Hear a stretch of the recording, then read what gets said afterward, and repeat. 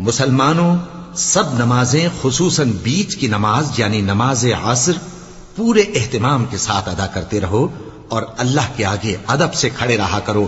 پھر اگر تم خوف کی حالت میں ہو تو پیادے یا سوار جس حال میں ہو نماز پڑھ لو.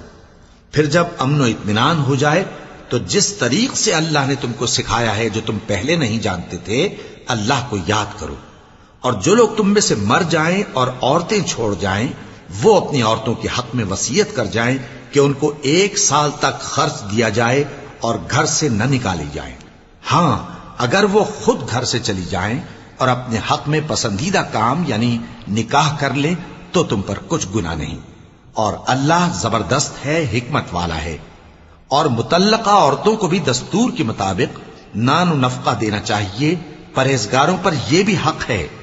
اسی طرح اللہ اپنے احکام تمہارے لیے بیان فرماتا ہے تاکہ تم